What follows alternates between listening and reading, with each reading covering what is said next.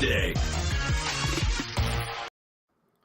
What is going on, everybody? Jon Impemba here with James Grande. Welcome into the Better Baseball MLB DFS Playbook live stream and podcast here. We are recording for Friday's 11-game main slate. James, TGIF, my friend.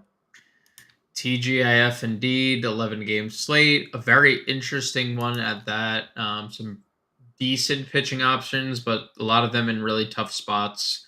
And a lot of really bad pitchers in really good spots to attack. So looking forward to this. Yeah, we talk about this all the time, right? You work your way through the rotation, and sometimes you get good guys, sometimes you get bad guys. Definitely a spot where we're looking to attack here. Before we dump into it, shout out to RT Sports, Real-Time Fantasy Sports, our partner. Go to rtsports.com/alarm, promo code alarm23. New users get a 100% deposit match up to $200. Over there, they have DFS pick'em plays. They have the basketball and seasonal fantasy football championships over there, which you can use your deposit match bonus for as well. So get involved there over at Real-Time Fantasy Sports. A lot of great things happening over there.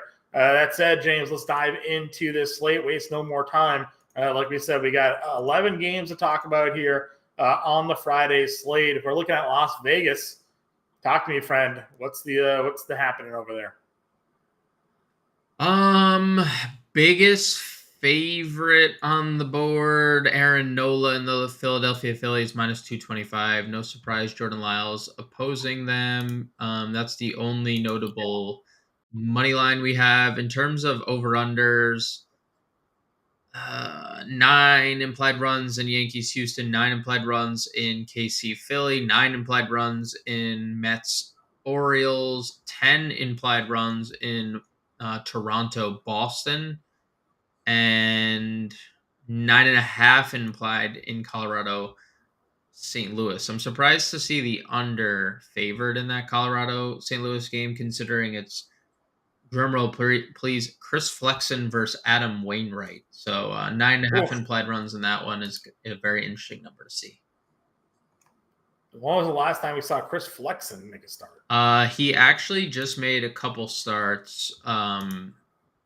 And by a couple, I mean one, for Colorado, and he got demolished. He also couldn't throw. That's what I was saying. Like, it feels like it's been a while since he was even like a viable fantasy option. Yeah, I mean, KBO, it's probably when he played in the KBO was probably the last time he's been good. Yeah, exactly. All right, let's jump into it then. Top pitcher on the slate, Luis Castillo against the Angels. You have Aaron Nola against the Royals. When I say top pitcher, he's probably the one most people are going to gravitate towards. We have Luzardo versus Montgomery, Paxton at home against Toronto. Your 4 guys up over 9K. I mean, Luis Castillo, we've talked a lot about it.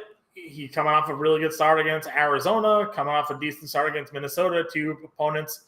Maybe he's starting to turn things around, but the home run ball had been him a little while, and this Angels team, this new Angels lineup, loaded with guys that can put the ball out of the park. Yeah, I mean, I'm okay with Castillo. Obviously, hard to ignore the 24-plus fantasy points in 3 straight starts. So, it is an interesting matchup. I think there's a lot of strikeout upside. We've talked about how much the Angels have struck out lately. And, Castillo is a guy who has a lot of strikeout upside. 3 straight starts, so 7+ strikeouts. He had 11 in Minnesota 3 starts ago. So, I like Castillo. I think the obvious chalk pitcher of the slate is Aaron Nola.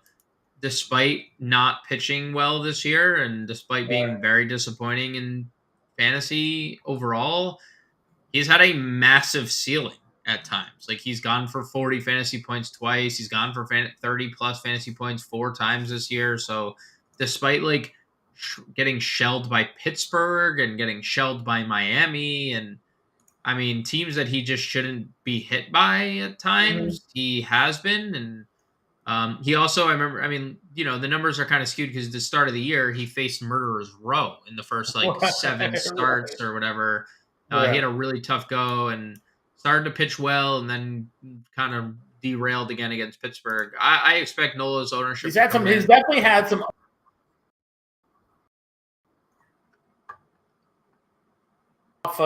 He's had some tough spots here for his matchups. You mentioned obviously the early run that he had there, but the middle recent performance matchups that he's had too, also some pretty tough spots. So the Royals, if he gives it up to them, then we have a little bit of a worry for sure. I don't know what to do with Luzardo. I'm probably fading him, but we've seen a really high ceiling lately, so there's that. But with Corey Seager back, that's obviously scary. I think the Paxton play is interesting, just given how bad Toronto's been against left-handed pitching this year. We just saw him against Toronto not too long ago, 7 2/3 scoreless with 7 strikeouts. I think Paxton could be really interesting, despite that game having the highest implied run total. And I think Merrill Kelly's interesting too. He hasn't necessarily looked great since returning. He really had to battle through that Seattle start just to get through 5 innings. His first inning, he threw 40 plus pitches and gave up all 3 runs and then didn't allow a run in his final 4 innings. So I think there's some interesting names at the top. I'll even throw Hunter Brown in there as well, 8,400. Cheaper price tag than we were seeing for a long time. So I think pitching overall at the top is interesting, but like good luck finding much below Hunter Brown. Yeah, if you can just avoid the home run ball again with Minnesota, right? There's a lot of strikeout potential for Merrill Kelly in this game. And early season, Merrill Kelly was a stud with real strikeout upside. So I'm with you there. I'm a big fan of Kelly there at $8,800. We'll have to watch the weather. It looks like, sadly, again, up the East Coast, we got some rain showers on the symbols here. So we'll have to see which games end up getting truly impacted by that or not. But I do agree with you there. I think there's some good spots in that 8K range. Thoughts on Montgomery making his debut for Texas? It's against Miami. Miami obviously has some guys that can hit lefties in their lineup. They've been surprisingly one of the better hitting teams against Southpaws all season long.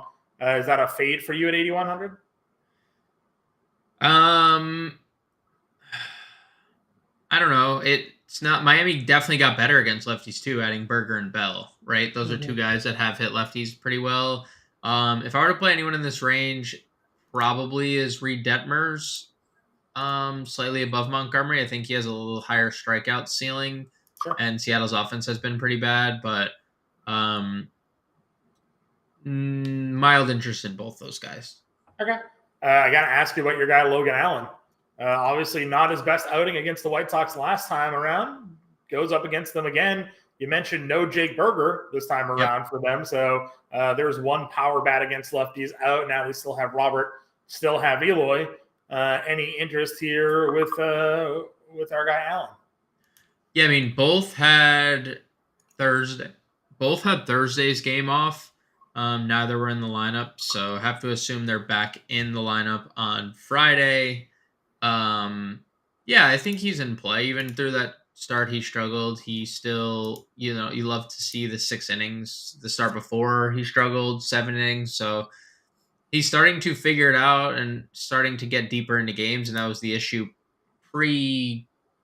send down. Like he couldn't get deep into games. So, I think that's fine. I don't like much else, to be honest. Maybe Dean Kramer just for strikeouts. So I was going to say 2 guys, Kramer or Clevenger, potentially, right? I mean, that's Clevenger true. last start and returned against the same team, 5 shutout, only 3 strikeouts. We know they're not going to strike out a lot, Cleveland, but again, a team that kind of sold a piece, maybe.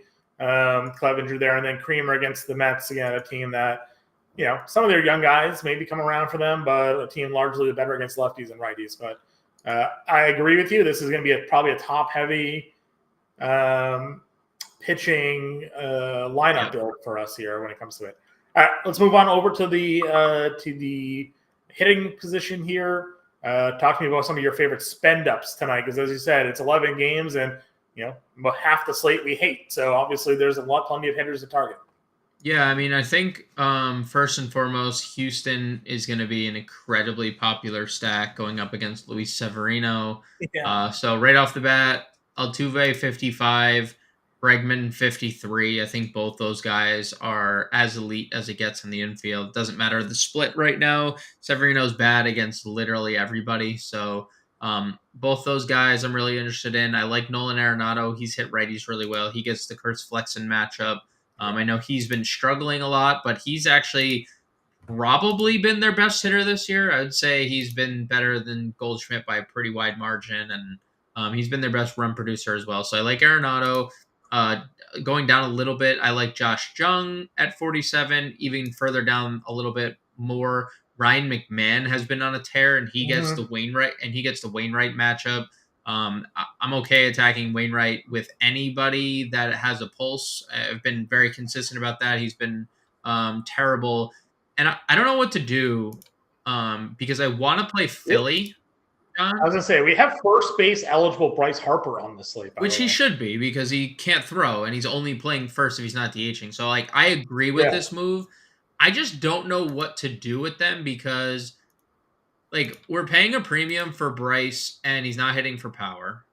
And we are still paying way too much of a premium for Trey Turner and he can't hit and he's hitting 8th. He hit 8th on one Thursday. And like their best player is Alec Boehm, who hits lefties better, and he's hitting 2nd, coming off 4 hits. And Bryson Stott's good, and like this. They gave Salvi first base eligibility here. Good, good. But I want to play Philadelphia because the home run upside, or that Jordan Lyles serves up, but I just don't know if we can get there.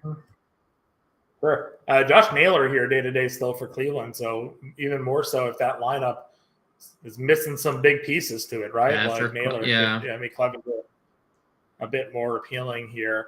I'm with you there. We also do have a lefty on the mound against Baltimore here, so Mountcastle, mount up here, $3,800. Mount up, yeah, I like that. He's been absolute nails against lefties.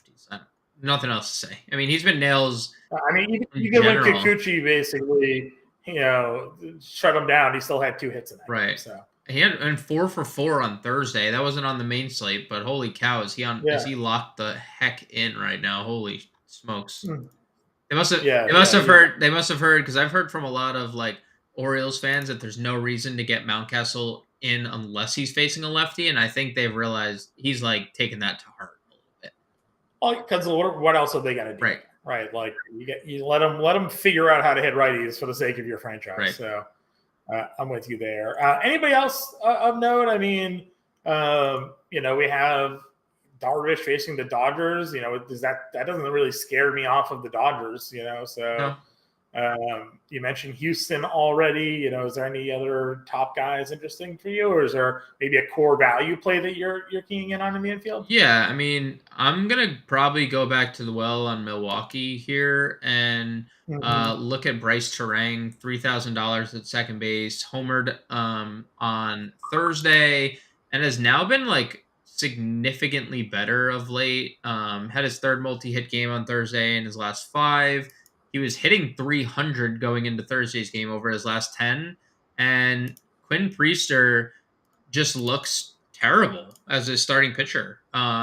His first 3 starts, 5 1/3, 7 earned, 2 strikeouts, 5 1/3, 4 earned, 2 home runs, 4 strikeouts. And last start was a little better because of strikeouts 7. He had 6 walks and 5 earned runs. Like there has been almost double-digit base runners in both starts. He's allowed 4 earned. So give me Bryce Terang, who's really turning his season around at 3K. I like that. And then, I mean, he that would probably be my core. Jake Berger, 39 against Jordan Montgomery is interesting as well. Yeah, I'll go some Red Sox here against Alek Manoah as well. That's a fair one. Again, we'll have to see this game plays. Looks like there's going to be some rain potentially, at least based off the DraftKings symbol there. But where's Casas here? They finally put him over 3K. $3,700 now for Tristan Casas, but coming off Rookie of the Month honors. So, definitely better at home as well. So if you're not in on Mountcastle, you have Casas down here. We'll see what's going on with like Justin Turner, Rafi Devers, and that whole crew. Trevor Story is supposedly due up any day. So We could see that move happen as soon as tomorrow. Could be here for the weekend. Won't be activated for Friday, per Chris Oh, Cotillo of yeah. the Springfield Republican. Well, then there you go. They said he was due up soon, so they just got back from their West Coast trip. He's been playing in Worcester, so could see him. Story asked to stay with AAA for a few extra games. Well, there you go. There you go. He's been hammering the baseball down there, so I'm curious what maybe he just likes going yabo off AAA pitching. 20-year-olds. 688 slug that's. He's got like 4 home runs, Yeah. I think. So, yeah, that's interesting to see. They traded for Luis Urias. Do we know if he reported to AAA?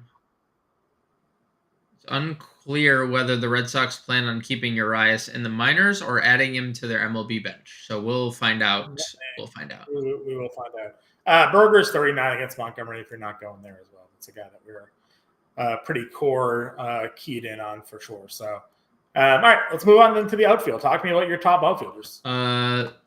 Houston Astros. And we can end the podcast. Yordan and Tucker, who homered on Thursday, and McCormick are all firmly in play here. 2 of them are much more expensive than the third, but that doesn't necessarily matter. McCormick has been as good, honestly, from a fantasy perspective. But again, Severino can't get anyone out. He even was quoted as saying he feels like he's the worst pitcher in baseball, and that might be true. 9 earned runs his last start. He's given up. He's had more starts in his last 5 with 7 or more earned runs than he's had with less than 7 or more earned runs. And that's usually a telltale sign of you lost it. How is he still in the rotation? That's another question. I mean, have you seen what's happening with the Yankees right now? They just had to shut down one of their pitchers for the year. Is Spencer Howard going to be starting games for New York at some point? Is that what's happening now? Hey, don't let us unlock that gem right there. Yeah. Don't let us unlock that gem. I agree with you. We were in on them on Thursday's slate in their matchup there. So definitely keying in on him against Severino, but a lot of people obviously be in there. I think you can go back to Ohtani here. I know that he's $6,500, but again, Castillo was having a lot of problems with the home run ball. Maybe he figured it out, but again, this Angels team has a lot of guys with a lot of home run power. So I do like, if you're looking to spend all the way up on Ohtani, I think that's fair. Then you have guys like Lewis Robert down here at $5,900 going up against Logan Allen. Corbin Carroll led off today for Arizona. He's got Bailey Ober at $5,900. Could take a peek there as well. Still going in with Yelich. He had a nice little night tonight leading off for them. So I like a lot of this 5K and up tier, which is kind of unfortunate, I guess, because we're looking to spend up at pitching too. So I guess the infield is where we're going to be finding our value on this slate. With there's definitely a punt outfielder will be coming across here momentarily, I'm sure. Yeah, I think there's a lot of really good mid-tier plays too, if we don't necessarily want to go all the way up. Santander, 4,400, gets a lefty. I know it's going to be for a short time, with David Peterson basically becoming a short man for the last few months. Lars Nootbaar, 4,400. He's hitting 455 with a 1,500 OPS coming into this game. I think those numbers are pretty good. Nolan Jones, 4,200, gets the matchup right there. Tyler O'Neill and Jordan Walker are both, again, I don't know if you sense a trend here, but I am playing a lot of St. Louis in this spot. Tyler O'Neill's $3,500, and he's homered in 2 straight games and has been really good since returning. Hits in 6 straight, hits in 7 of his last 8 overall. So I'm willing to get Tyler O'Neill, $3,500. And then again, you want to punt Jordan Walker, $2,800. He's going to be playing every day. I mean, not that he hasn't, but like with all the trades that they've made, like investing in Jordan Walker is the correct thing to do. Hits in 3 of his last 4, including a home run. He's hit righties really well all year. So I love Jordan Walker, $2,800. I love Tyler O'Neill, $3,500. Yeah, I mean, this is a night where I'm glad I play 3-4 lineups here because there's so much exposure on an 11-game slate that I'm going to be looking just to maybe sink my teeth into. I mean, Teoscar's $3,200 as well. Gets Detmers the lefty there. There's a lot of other guys in this even mid to upper 3K range that I think is super interesting here. So building some lineups will be interesting. Sal Frelick at 33 DraftKings points and counting so far on Thursday. And he's under 4K against another I think fight. he was removed. Did they finally pull him out? I mean, they're up 14-1. So no, he did I see that he was removed? No, they kept I guess he's still in. He made the last out in the previous inning. They kept him in, so probably his last AD, but again, you mentioned Chaz, Jones, Jimenez, all low 4Ks. Right. The Red Sox outfielders against Manoah could be all in play here as well. A lot of options to kind of go about and build some lineups. Let's see if we can get an example lineup for the people at home here, James. What do you think? Yeah. All right, talk to me about pitching. What is the decision we're going? Are we taking the plunge with Aaron Nola, or do we find ourselves maybe spinning down a little bit, maybe going a Paxton Kelly or somewhere in the mid-tier if there's a guy that stood out to you like a Creamer or a Clevenger or something like that? We can go Paxton and Clevenger. That's fine. Okay. I'm fine with that. It gives us more money, and we weren't looking to play Cleveland anyways. They could be without Naylor. They don't have Bell anymore, so definitely could be a weaker lineup here. All right, over at the catcher position then, a lot of obviously options up and down the board on such a large slate. Looking down where we generally start off in the value tier, what's the one guy that initially will stand out to you? Murphy against Detmers? Is it probably Murphy? Probably Murphy. Right. Our guy Rodriguez is $2,500 against. Colin Ray's bad against lefties. Andy Rodriguez. I know he had a terrible day on Thursday, but I'd be willing to go back to the well. Okay. First base. I like Mountcastle here, but yep, that's fine. Okay, you probably end up getting to maybe a one-off just play here. Second base for you. You like the Houston guys, so. Yeah, as long as we can get, and I also like Bryson Stott at 42. I also like Jake Berger, who's 39. Bryce Terang is $3,000. I love Bryce Terang, and his bat heating up. I think. Let's get our outfield then. We want what, Yordan and Tucker? Just plug them in both. Yeah, probably. Okay. It's unfortunate because that means I think St. Louis has tremendous outfield value. But we can pick one right now. Would you rather Walker, O'Neill, Nootbaar? Where do you want to go? I mean, I want Nootbaar, but I think the value probably speaks to O'Neill and Walker the most. Okay, got a favorite? Walker or O'Neill's been better. Walker's cheaper, so. Okay, let's go O'Neill for now, and we'll see what we can do here. Tyler O'Neill. $3,500. That gives us $4,200 for second, third, and short. Did you want Pena, Bregman, or Altuve?